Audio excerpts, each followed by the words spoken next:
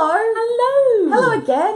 Again. How are you? Can you hear us? Can everyone hear us this time round? Can you hear us? Oh, wow, that was beautiful. It was beautiful. I could do a little bit of singing for you if you like. If you didn't hear the first time, we're here with the fabulous Celia Ireland, aka... Hi, everyone. Thanks for Lizzie. joining us.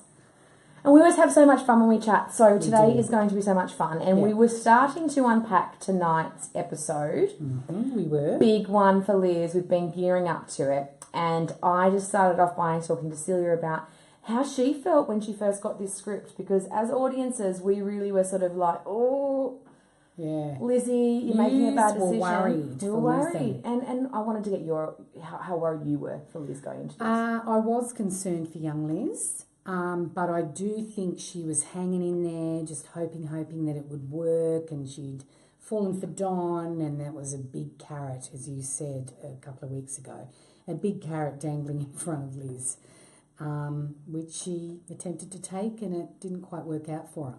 Very disappointing. No, Very disappointing. And I think the thing is too is that it's so, you just feel for Lizzie in the sense that she does want freedom so bad, you know, and who doesn't want their freedom so bad? But then she was also getting these amazing affection and support from Don. And she generally... And cupcakes. Oh, my God. He fed her. He fed her. He was a feeder. No, he did everything right. He fed did. her. He complimented her. And let's be honest, Steve Bastoni is a sexy guy. I mean, I fell in love with Steve. I did, I've got to be honest. Steve, if you're watching, he knows that. He knows I love But then, him. and you know what really got me? He's just loving Liz and supporting her, and you can do this, and then just goes in for the big cash. Liz didn't know what hit her. No. Liz's face was just like... And the day we filmed that, I have to tell a little funny story, lamb was on the menu, the catering menu that day. So I remember having a chat to Steve and going, mate, you're going to have to go back and clean your teeth because all I can smell is lamb. And he's got very thick whiskers. And my husband has a clean-shaven visage. So it was interesting to press up against quite a lot of thick hair. With a beard. Yeah, it was.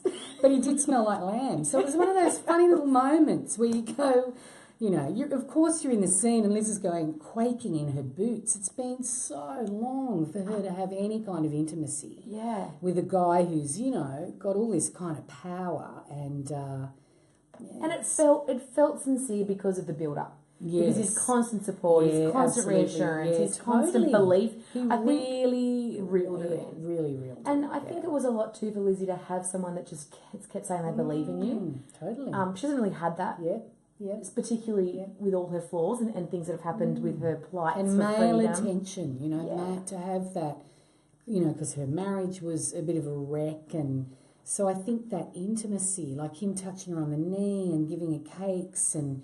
Then the kiss, and then there's this bit where she grabs his hand. Lovely Jeff Bennett, who shot that episode, a wonderful director. And Steve and I just did this thing and I just touched his hand. And I think Jeff said, oh, that's lovely, we'll keep that in. And just those moments of that physical intimacy, because it's such a, you know, it's so rare to have that in the prison unless you have a relationship with another woman. Yeah. It's been great to watch sort of unfold at the same time of thinking, oh, Lizzie, what are you doing? What are you doing? Hello, Tom. He's moved I just have to tell you, folks, I'm menopausal, okay? Get with the program. So I need to rehydrate quite frequently. And I've also brought along a lovely facial spray because I do get very hot. Mind you, Kelly was really hot a minute ago, so it's not just menopause. It's the room. I like to take the air conditioning off. I do feel like I'm so being that I can interrogate you That's to right. your fullest. I'm getting really anxious. We should be. I've got some hard questions. So let's continue to unpack this. So we watch Liz struggle with the nerves, particularly with Sonia's pushing of, you know, witness X and how I'm going to take them down and Dor with her staring eyes like, oh, you know, you should have done that, Liz. You're going to be dead. And then, you know, Liz gets caught up early because the prosecution's basically pushed everything out of the water and it's all down to her testimony. Don coaches her in with all these lovely words, gives her a big kiss, and then when she gets to the courthouse, as she's leaving, Juice checks. Juice sees her leave. Dirty Juice, We don't know what Juice is going to do with that, but we know it's not going to be good for Liz. It's going to be good. We know that. Yeah. Can't trust Juice. And then the second flaw happens. It's like this, domino moment. she's ready to go. She's ready to go in and chat, and she almost comes face to face with Sonia before she goes into onto the stand, which rattles her, rattles her again more. So how did you prepare, I guess, for, it's this. Lizzie wanted this so badly, but she knew it was wrong, but she, in her heart, felt that Sonia did it. Yeah. But she was lying, and it's not sort of something that she innately can do. She really was worried about learning the statement. She was. And then all these things kept happening that kept kind of making her more nervous, more anxious. And then when she finally got to the stand, it all kind of it was a straw that broke the camel's back.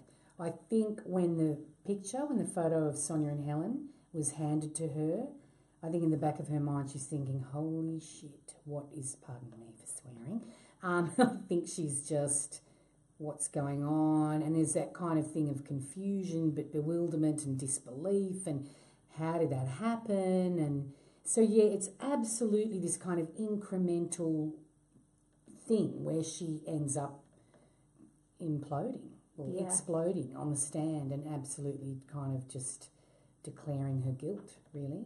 And then taking the fall for Don. Yeah, she does. She does. And I suppose that's partly a thing of, I'm stuffed. I've stuffed it, but I don't want to stuff him up as well, because I think she loves him. She's fallen for him. And love is blind, and love will do stupid things, and and it's really, it plays into that whole thing of a lot of the women in this prison, and a lot of women everywhere, and that's what I think is one of the beauties of the show, is that you're dealing with characters who are flawed, who are in situations that are very real, and some women who may be in relationships where there's violence or emotional violence or whatever, and they stay and they stay. And I suppose their self-esteem is at a point where it's so low that any love and care and attention they get, there's a kind of craving for that, and they will do whatever they need to do in order to maintain that and to hang on to it. And I think that's true for Liz. I think she's just sort of blindly thinking, oh my gosh, I will take the fall for you. Yeah. And in saying that, that's the first thing she says when they come into the room. Yeah. I let you down. I blew it. I failed it. And her concern was actually that she let him down, not what's happening to me. Kel, that's true. It was really interesting filming that scene, because Steve and Jeff let us play it quite a few different ways, that post-courtroom scene where Liz is really bereft. And initially, we had this kind of play with it where Liz was just fucking furious, and the whole thing was an attack, really. And we did it, and it was sort of like we were dancing around that table, because there was a round table in the space. And then we did it a couple of times just in rehearsing, and then I just said to Jeff, I just think she needs to hold him. She just needs to hold him. It's like the relationship has fallen apart suddenly. And it kind of went to a different level, So it could have been played in a number of different ways. But on that day, for me as the actor, I felt that it was just, she was so upset, so distraught, that it was kind of like hanging on to him like a life raft, but kind of half knowing. And when she says to him, you just sold me up shit creek. So she knew that he was partly responsible. Little does she know what's about to come, which none of us know. No one knows. No spoilers here.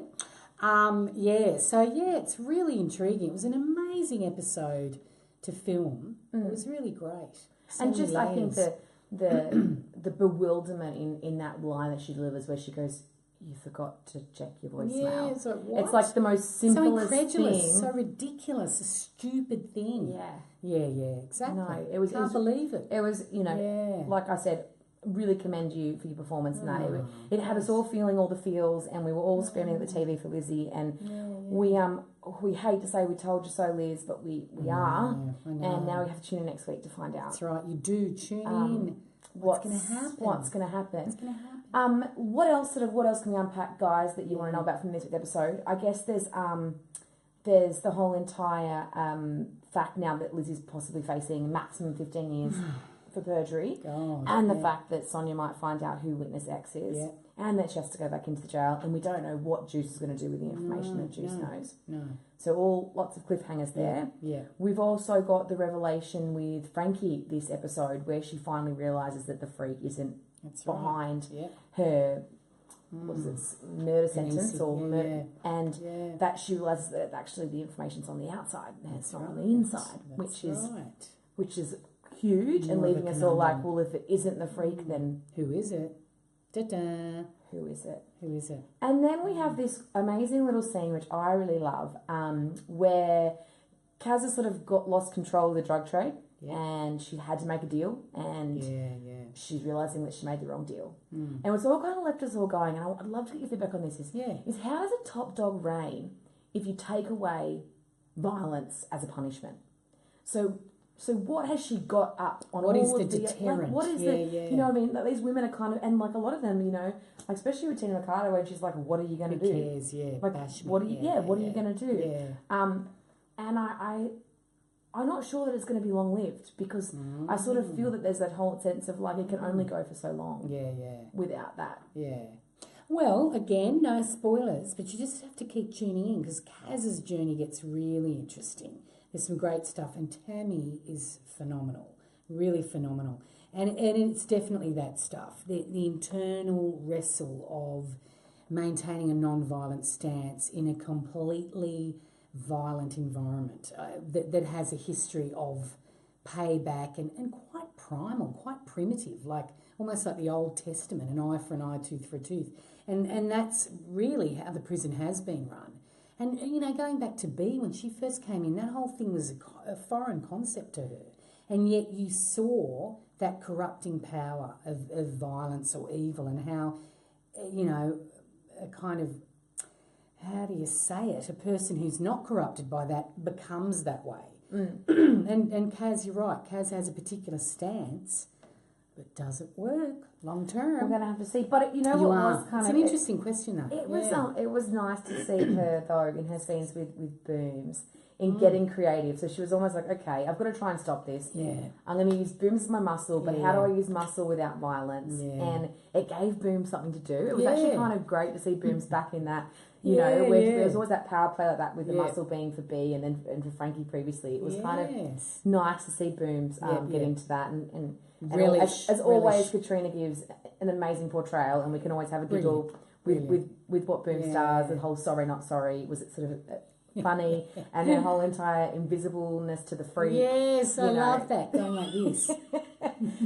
It's those light moments that we need so much to cut through all these other darkness. things. So that was another whole entire thing, and then we've just got, and I think we have to chat about it, is these scenes with Frankie and Bridget, and Frankie, it's breaking everyone's hearts, and Frankie's continuing to be the old Frankie, shutting herself down and pushing her away, as what Frankie does. And then you've got these amazing scenes by Bridget, which is Libby, just her. I'm not gonna leave you. Everyone else leaves you when this happens, but I'm going to.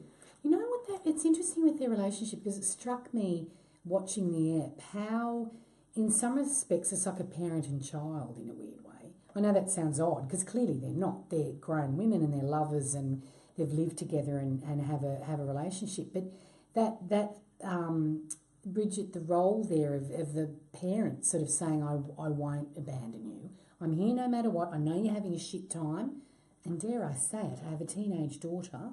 And at times, with two daughters, but one of them's 16. And there are times where the behaviour is really kind of unacceptable, which you could say is true for Frankie. Like, she does betray Bridget's trust a couple of times, and yet, you know, Bridget's very clear about saying, I'm still here, I'm not going anywhere. Yeah. Which is so like a parent and child. And do you know what I mean? I 100% agree, and it's because Frankie's never had that. No, that's right. And so that's it's like the exact thing she hasn't had. So it feels really weird. No matter how many times you push me away, no matter how horrible, because Frankie's gone back to her cold, volatile, aggressive shutdown that we all know her from, not from recently, but earlier. It's beautifully written. It really is. And then we have and that acted beautifully. It is. And then we have that scene where, you know, I've tried to tried to word it, whether it's frustration, hopelessness, love, or whether it's all of the above, when we see Frankie physically and emotionally push Bridget away. Yeah. And it's, to me, that last line, which is what we're talking about, where Bridget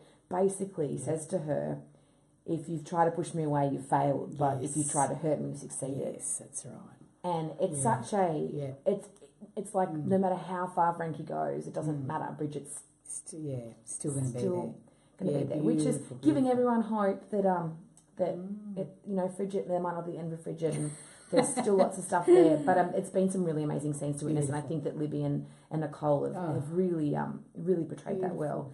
And then off that too, we had that really little tiny moment with Vera and Bridget immediately after that scene. Oh, yes. And we start to see this humility side of Vera where... she wants her to stay. It's like you're a great employee and we don't want to lose you. I'll back you. Yeah, that was great. And I thought it was nice to see Vera for a moment stripped of the process and the professional ethics and the rights and wrongs, and just go, you know what, there's some leeway here because it's not as black and white. We can't lose you. You're really valuable. I thought that was it. No, it was a really rich, dense episode. It really was. It really so many things to talk about. We could talk all night about that. Complex. But we are going to talk about you now. We're going to move on and we're going to talk about you. Because I love talking about you. Well, that's very nice. Even though we've chatted. We could chat on all night, truly. For the last hour. Yep. So excitingly, this is Logie's week. This is always an exciting week. This time last year you took home a beautiful shiny trophy, which was exciting. It's so heavy too. It's bizarrely heavy, that thing. Yeah, is it? It's really, yeah, I don't know what it's made out of. You can't put it in your purse. It must be silver plated or something. It's like solid. A doorstop, Yes. Well, we saw you take it home last year, which was exciting, and then we've got 2 noms for the show, as well as Dan and Nick noms as well. So we're really hoping that we take them home. But I think the fun thing is to see you all together on the red carpet and to have all the cast together, which I know fans love and adore. We love it too. And it's just a great night out. It's a great night. It is a great night out, and fun. Getting all dressed up and ready to hit the town. I'm not a big fan of getting all dressed up, Kel, I have to say. I do struggle with it, but it is fun.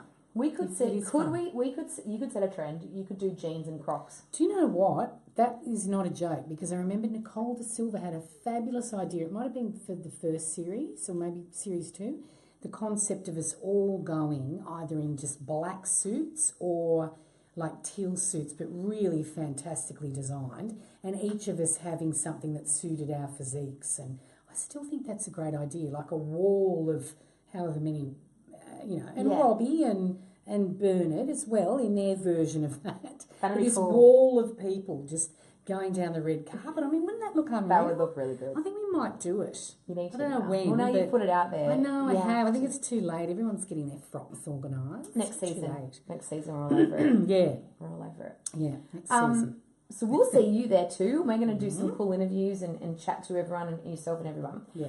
But the big thing is, let's talk about this, because we talk about this all the time, is the success of the show and the amazing fandom that you have, and it's because of you guys. Yeah, and you really have a great relationship with your fans and with the fans of the show. Yeah. And I guess a lot of the time I always come to me with this question is just about, did you ever expect it to be this big? No, never. We didn't. I don't think we had any concept. I don't even think in series 1 we really knew what it was, if that makes sense. I mean, we did, but no idea. No idea it would be this big. Yeah, it's just massive. They keep on loving us, so we keep on doing it because you love us so much. And how do you juggle? Like you've got 2 girls in a family life, and obviously you're here in Sydney, and we film in Melbourne. Yeah. Can you share with the fans just your insight around how you juggle with filming? And well, let me tell you, there have been some dark moments where I have struggled with the guilt of being away from them, and it's not always easy. My husband is extraordinary, not just because he's a bloke and can do a lot of great stuff, but because he's an exceptional human being and has patience like I've never seen in anyone. And he's a great dad and they adore him.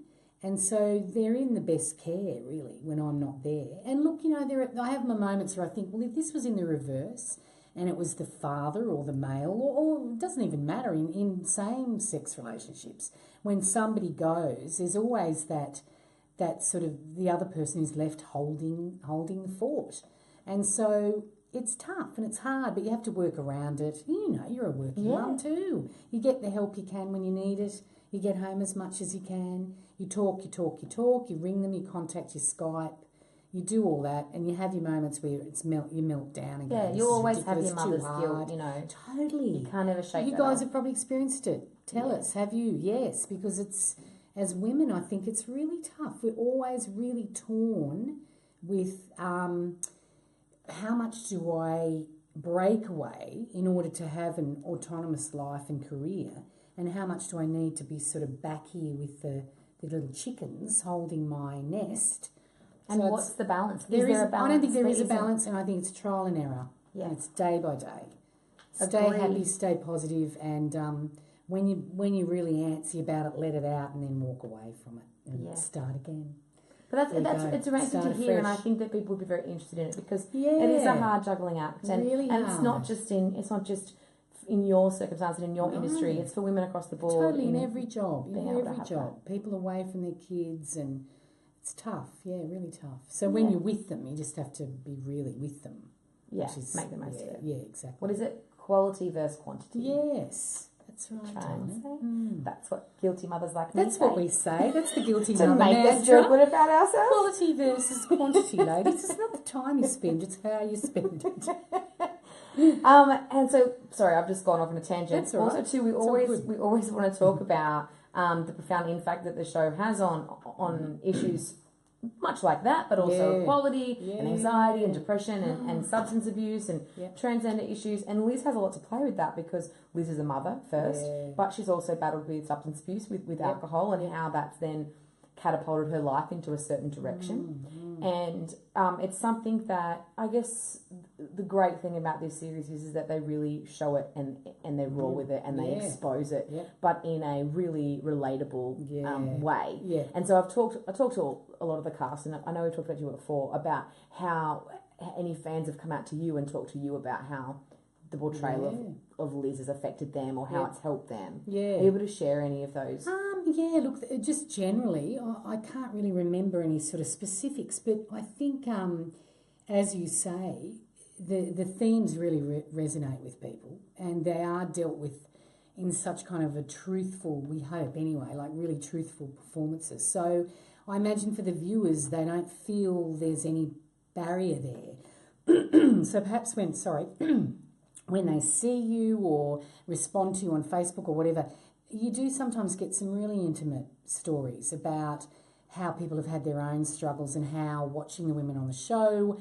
how they may approach the issue that they've faced, and that's given them ideas for their own situation. And that you know what I think the single thing is, that they feel really pleased that there is a place that their life has been shown, that situations in their life has been exposed or talked about. Because I imagine for some people there's such shame around issues of addiction and abuse and whatever else. So such a stigma as well. Totally stigmatised. So to see things that deal with it in such a detailed way, like, so the show doesn't just skim the surface. You get these very three-dimensional women who are really complex, intelligent, flawed.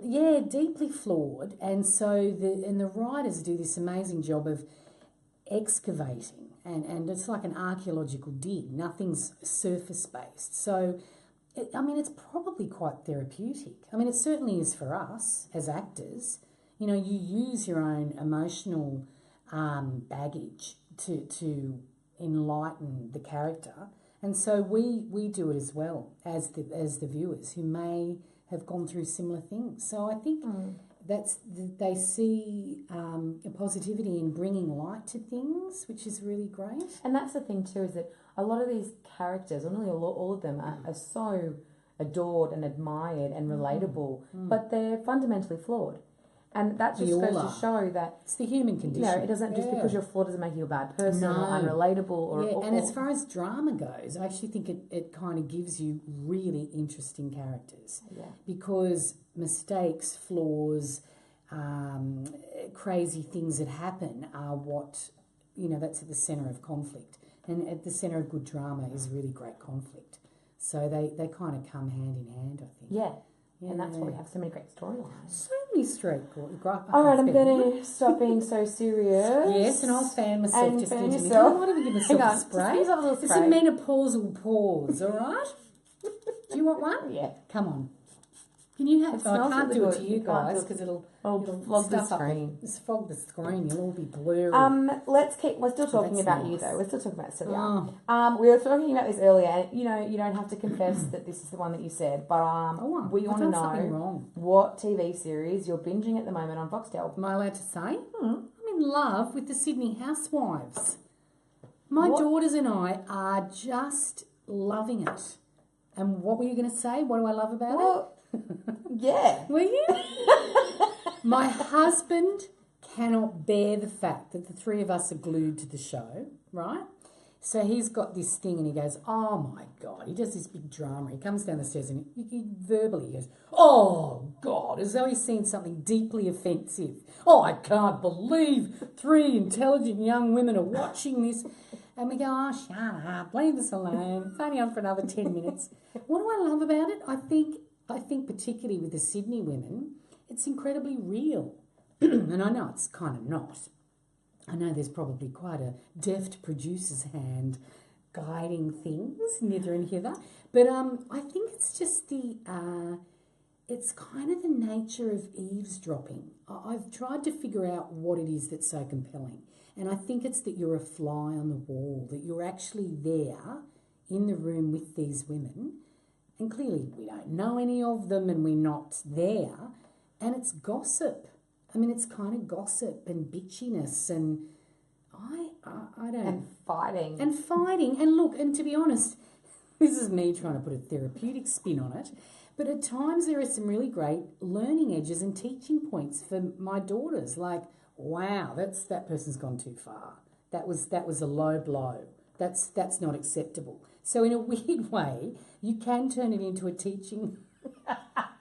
You're laughing at me now because you're thinking this is a crock of because beer. You know what? I had to have Sock sit across from me with Interrogation Room and explain. Did he say he loved it too? He said that his guilty pleasure at the moment is Everyone's Housewives guilty. of Sydney. I know. And I had to watch him squirm in his seat, and now I feel Was like... he giving similar answers to me? Was he really? I think you just need to go, it's my guilty pleasure, and I watch it. Do you know what it is too, though? We are actors, and actors are like succubus for anything that is behavioural. So we love watching people, and we love watching them in their natural environment and seeing what they do, and we copy it or we file it away or we use that behaviour somewhere down the line. Do you know what I mean? It's like research.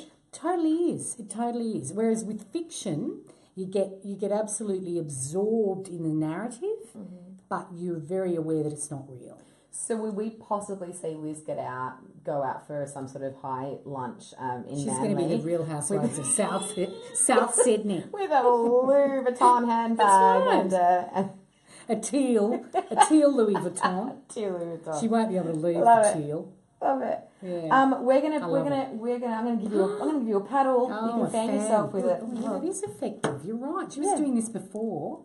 That's quite good. I feel Here very you good go. now. We're going to Thanks. play Innocent or Guilty. So I don't know if Yes. you've watched and seen Nick and I Socks have play. lovely knickers. I saw her do her. Cool. Well, we're going to play this. I'm going to shoot some questions at you. You have to say if you're innocent or guilty. Oh, Lord. You can elaborate on your answer. And I can't lie. No, you can't lie. You're under oath. You're in interrogation Oh, room. my gosh. I am. You're in the interrogation room 4, and what time is it exactly? Tom's recording. Everything's been detailed. Okay, ready? Yes. Have you ever been in a fight? Do you mean physical fight or verbal fight? Physical fight. I think, but probably, can I You've clarify? done- Yeah. I think with my older sister Helen. Oh. When I was young, we used to fight over bras and socks and underpants. I'm one of 7, and so a nice pair of socks was like a Louis Vuitton handbag for us at high school Free years. for all. Yeah, so we would fight. Bit of scratching.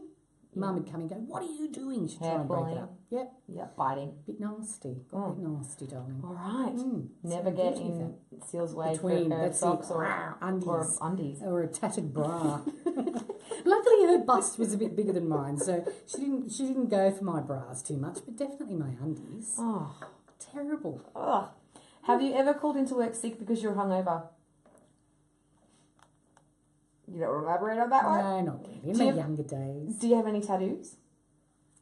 Oh, I sort of wish I did. You know what? Nick is too. Hey? Nicole doesn't have any tattoos. No, well, Socks does, doesn't he? Yeah. He's covered in them. Covered, absolutely. I was surprised that Nicole didn't have any. Yes. Have you ever been arrested? Innocent. How boring's that? Have you ever been drunk on the job? Innocent. Yeah, no, I couldn't do it. I have to tell you a thing though. Once I took over-the-counter painkillers when I was on All Saints many years ago, and it sent me off. So I was like I was off my face on 2 over-the-counter painkillers. I could not get my lines out. So can you imagine if I... No. I'm a lightweight. Did that episode go to air? Did that Yeah. And I just kept stuffing up. It was so embarrassing. Because I'm quite good with knowing my lines and hitting my marks. I'll have you know, Kel. But on that particular occasion, that day, it's dreadful. Not so good. Have you ever sent a text to the wrong person? I think so. Innocent. Have you ever injured yourself trying to impress somebody? Oh, I think so. I think so. From memory. Yeah. Have you ever been totally freaked out by a fan? No. No? You're gorgeous. Yeah, no, you're very, very respectful and cool. Yeah. Have you ever re-gifted a gift? Oh, my God. That's all I ever do. So if you ever get anything from me, you can guarantee someone else has had it sitting in their drawer.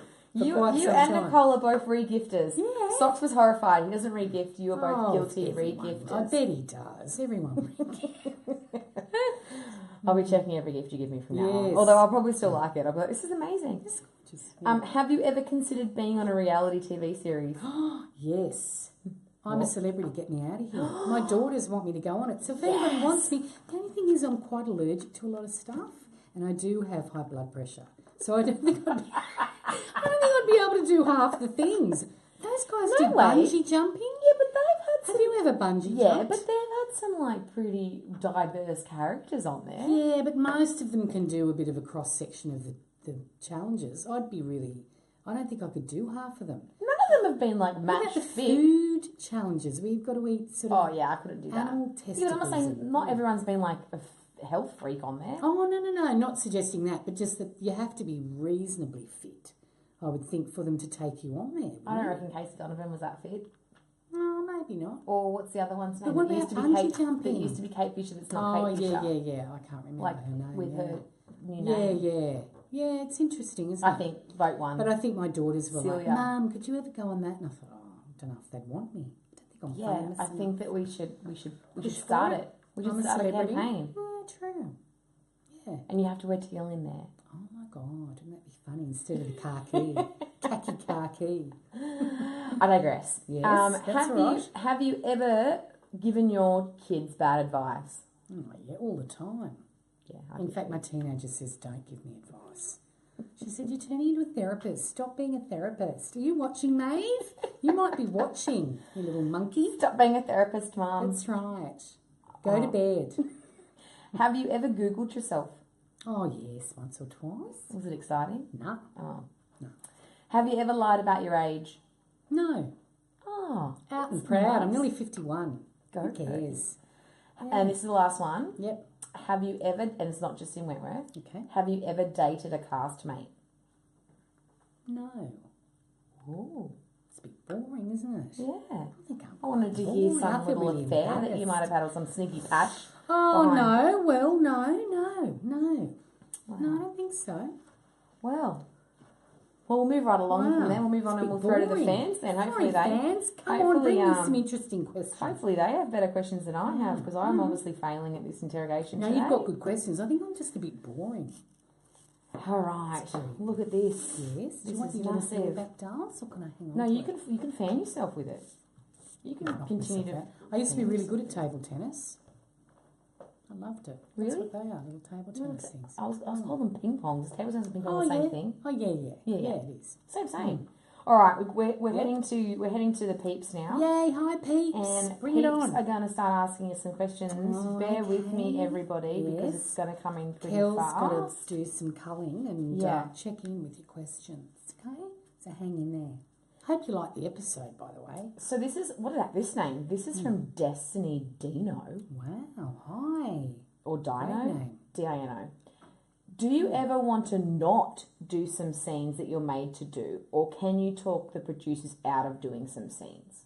That's a very interesting question. No, I've never had a scene I didn't want to do. I've probably had dialogue I didn't agree with, or part of a scene that I thought could have been better or more authentic.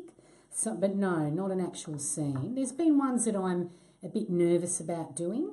There's one coming up toward the end of the series where, it was pretty intense. So I kind of had to get myself mentally prepared to do that scene. But no, I've never... Oh, mind you, no one's ever asked me to do nude scenes, but I'd probably say no. I'd say, really? You want to see my body? I think Come you on, might want to producers, change your mind. We do. No nudity for Liz, please.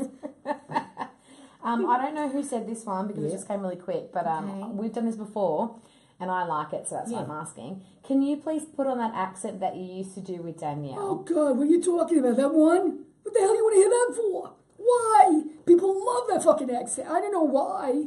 In fact, Danielle is so goddamn good at it. And you know what? She never even watched the goddamn show. I was the one that watched it. But she could do the voice.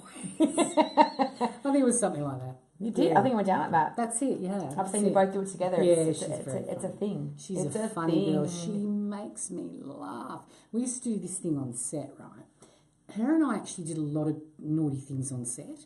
And one of the things was we'd create these little strange characters, and there were these two old guys. It sounds funny, but it's probably not. But we do this thing where we go, excuse me, I've been sitting out there all day, my teeth are coming out, my hair's gone grey. And then she said, oh, excuse me, my ass just fell out of my pants. And then we'd sort of try and top each other with these bizarre, and this is in between takes, just to give you an idea so of what minute you're doing that, next minute you're having a serious scene. Next minute you're taking B down in series 2 after she knows Debbie's died and she tries to hang herself. And you know, so that, but you have to. You've got to keep the laughs coming because the content can be so bleak. But anyway, that's one of That's cool. characters. People love to hear that sort of behind the scenes stuff. We had a lot of fun. Angelique Summers. Yes. Celia, I loved you as Reg in All Saints too. Thank you, darling. Is it great to work with all your ex All Saint cast members?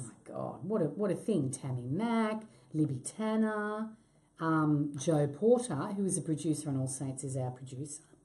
So, yeah, beautiful to work with those women again. And they're so good. And, God, we've been around a long time. So, yeah, it's lovely. It's nice. It's really nice. Yeah, good question. Charlotte? Hi, Charlotte. Who is the funniest cast member to go on a night out with? Oh, look, I reckon, geez, they're all really funny, all really good senses of humour. I'd probably say Dan, I think, for me. Katrina's funny. She cracks me up. We have a good old laugh, but probably Dan, I think, just because we do these kind of characters and riff a bit with each other. Yeah. Melissa Fennell. Hi, Melissa. If given the opportunity to choose any other character, would you change from Lizzie or not? No. Good question, and no, I wouldn't, because I've really enjoyed her journeys. I've really enjoyed, playing her. Yeah.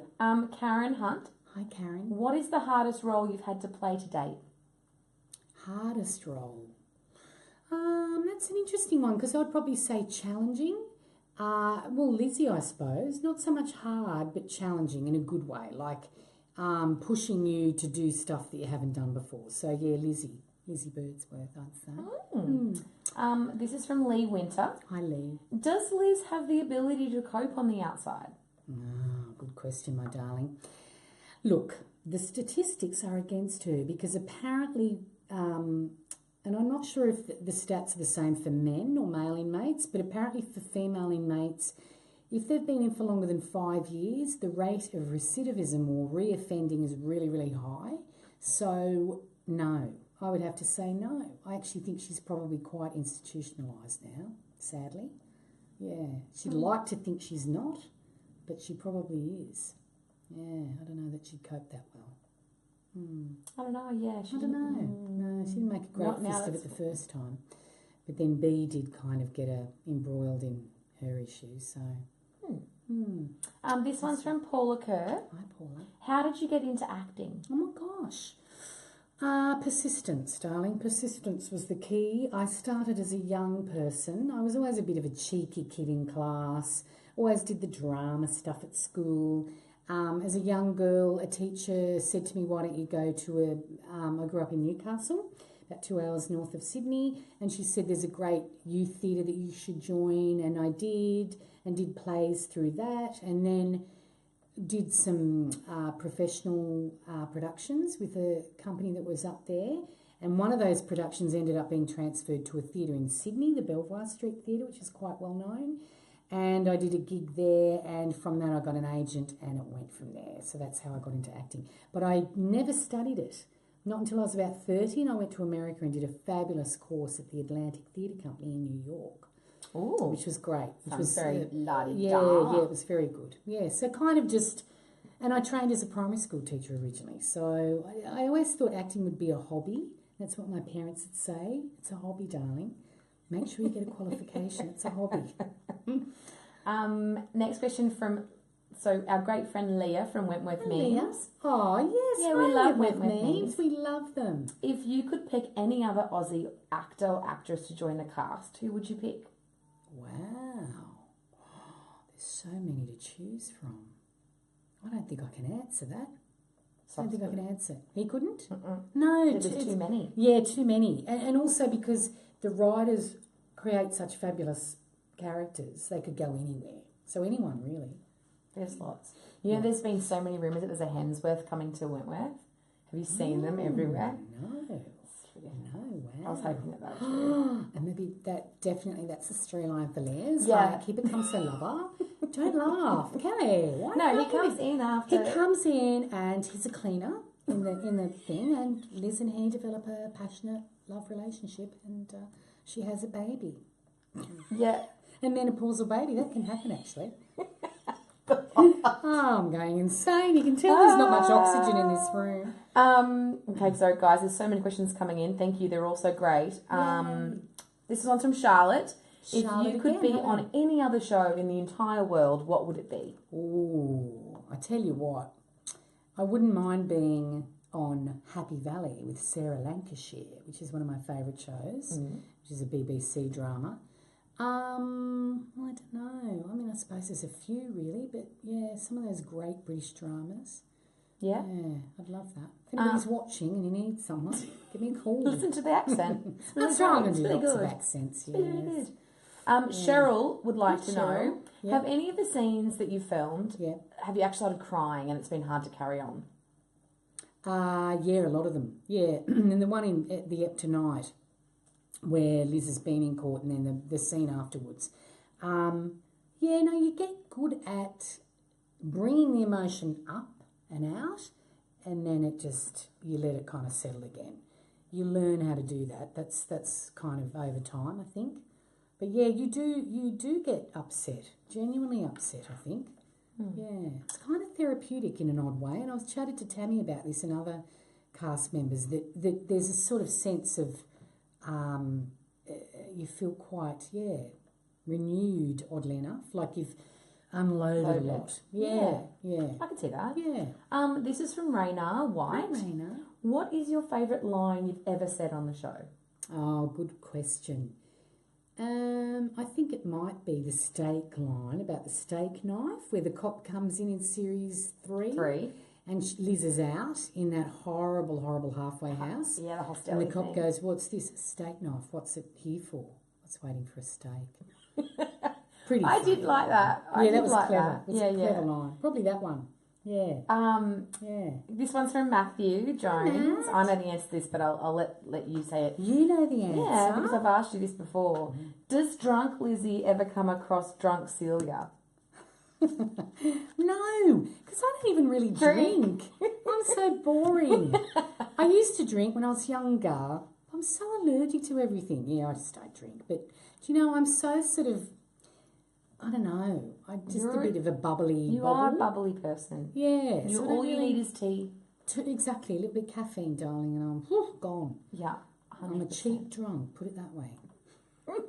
Let's not give you... But I do enjoy being drunk, Lizzie. I think it's actually really liberating. Being drunk as a character is really liberating because you tap into everything that's just loose, you know?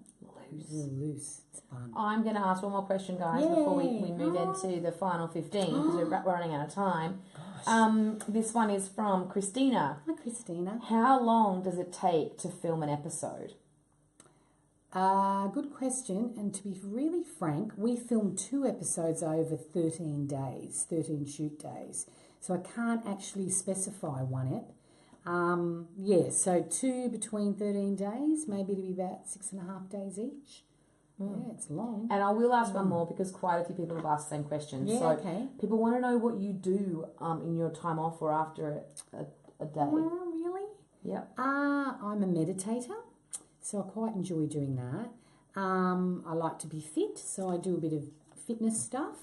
I don't really read. I watch a lot of reality TV, which is really embarrassing. Skype my kids, hang out with the other cast members. Tammy and I have got a bit of a thing going because she always lives near me, and she's a mum as well, so we debrief about being, away from our kidlies.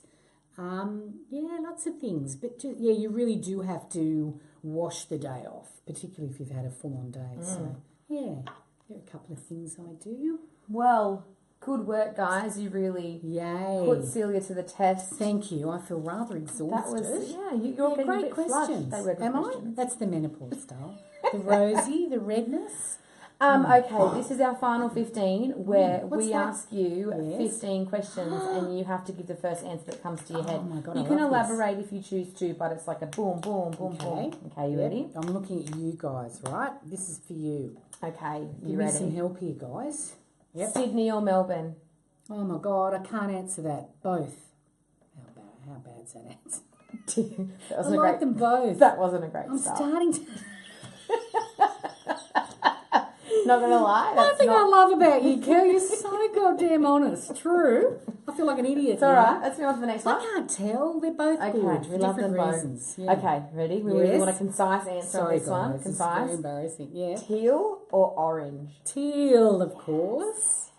Beer or wine? Or Wine. tea? Oh, tea, if that's a choice, but probably wine. Governor Ferguson or Governor Bennett? Oh, I like Governor Bennett. To give her a go. Love for a beer. I bit. love old vinegar touches. She's very good. She's beautiful. Phone call or text message? Both. I'm a bit of a phone call. Look at me. I love chatting. Yeah, I like talking. Talking. Facey or Instagram? Instagram. Ooh. I'm enjoying it. Yeah. Passenger or driver? Driver. I hate being a passenger, especially when my husband's driving. I can't stand it. I'm really critical of him too. Yeah. It's not good. It's not good. Uber or taxi? I'm still taxi. My husband's trying to get me over to the Uber camp. It'll happen, I suppose. One day. Yeah. TV or book? TV. Winter or summer? I'll probably have to say summer. Heels or sneakers? Oh, sneakers. I hate heels. It's one of the things I don't like about the Logies is the footwear. I think you could bring Crocs to the Logies, I think. Or Nikes. Yeah, might have to. Yeah, I think you have It's to. too painful. Your back gets sore. It's very bad for your They spine, only, ladies if you and wear a gents. long dress, they won't see them anyway. Totally, that's right. Now the place, dine in or dine out? I like dining out. So do I. I love having food cooked for me. Me too. I love eating, and I love it when someone else prepares it. I love when anyone I'm prepares a very anything. yeah, exactly. I even prefer a cup of tea someone else makes. Same, and I'm so grateful for it. Because I didn't make it. Doreen or Maxine? Liz would say Doreen. Besties. Yeah, totes. Fries or salad? Salad, but I do like And loud or quiet? loud. Yeah, I think so. But we like it loud. Yeah. Yay. Well, thanks so much, Celia. Thanks, You have been a guys. champion for our Thanks for interrogation watching. room today. Keep on watching. We loved this episode, and you should be super proud of it. It was a really amazing episode, and we are all excited to see what is next for Lizzie and what's the rest of the season. And everyone needs to tune in next Tuesday, 8:30 on Showcase. Oh my gosh. To find out what happens, but also follow us over the weekend for all of our Logies coverage. Logies, yes. It's an exciting time. That's Get right, behind. that's so soon. I know, right? Bloody hell, Just had Easter. Get behind Wentworth. Yeah. Make sure that you follow so you can find out everything that we're up to over the weekend. And you guys are amazing. Like, I just want to say, shout out to you guys for hanging in there, watching it, supporting us. That's why we do what we do. So, big thanks to you guys. Awesome. Excellent. Thanks, Seals. We'll My see pleasure. you next time. Bye, guys.